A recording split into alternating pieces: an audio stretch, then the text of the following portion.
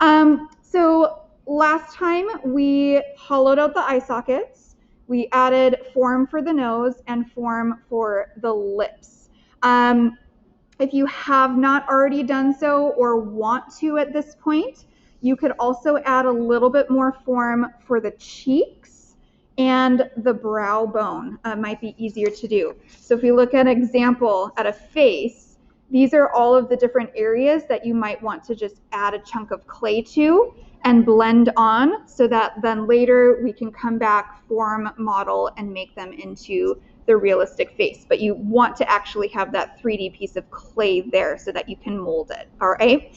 So we added nose, lips. We'll add the chin as well, and then any parts you want for the cheeks or the brow bone, depending on how much you want it to protrude or if he's smiling or grumpy. So add on a little bit of extra clay there as well if you would like to. Otherwise, next step is doing the eyes. So for an eye, we have this hollowed out eye socket because we want to build on layers. So if we think of our actual eyeball, we have a hollowed out socket.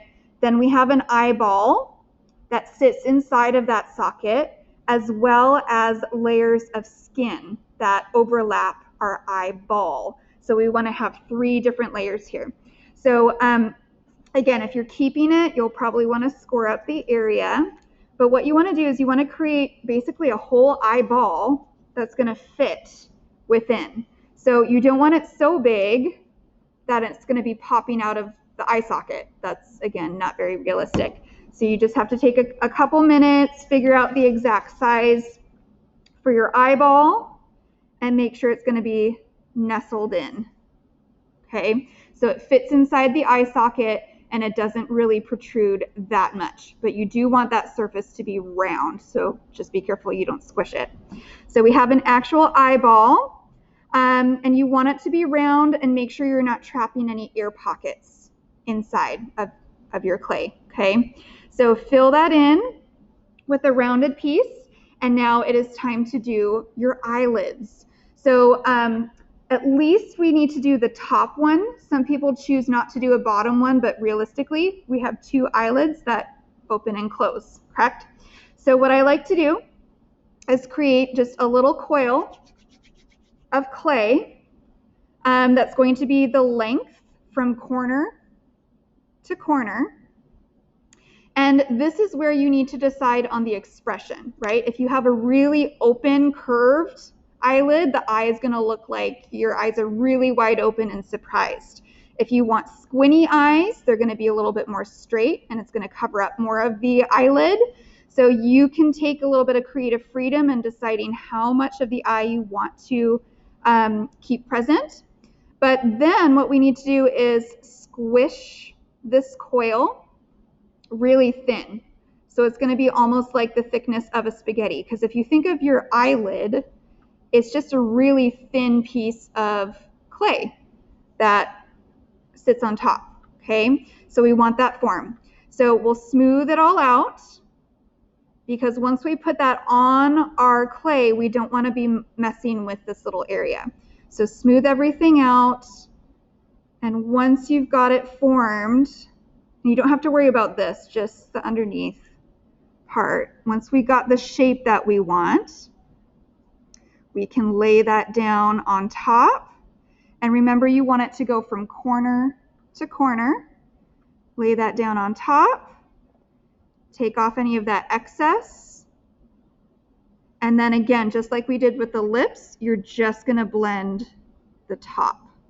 So take the top clay, blend that in so it looks like it's just growing right out of your face, because that's what it does. But then you still have that 3D lid that pops out. And then you would do the same thing to the bottom. So form it, pinch it, obviously take more time, but you would lay that on the bottom, and then you can blend that out. All right. So that is your eye. And then obviously after that, you might want to look and say, oh my gosh, that still looks really creepy. You probably need to add a little bit more cheek form to it, some more brow bone form, because otherwise it's just going to look a little bit creepy.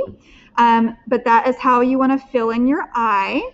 And then from there, then it's all of your detailing, okay? So going in and looking at faces, some people have wrinkles. A lot of people have that little crease where your eyelid folds back. So you have like another little extra crease in here that you want to add.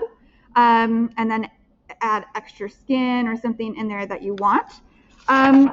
And then after that, once you think that you've added all of the 3D form that you want, so you added a chunk for the chin, cheeks, brow bone, any other form, before you start doing any of the detailing, like carving and textures and everything, what you want to do is you want to hollow out any area that might be thicker than 1/4 of an inch. So particularly around the nose and the lips, what you're going to want to do is get your loop tool. If you don't have a loop tool, this is your loop tool, your paper clip, okay? And from the back, okay, you're going to find out, okay, where's my thickest area? And you're going to use your loop tool and you're going to start scooping out. So you scoop, scoop, scoop, scoop, scoop, scoop, all the way from behind so that this entire area has been thinned out and you don't have any area of clay that's going to be thicker than 1/2 of an inch, okay?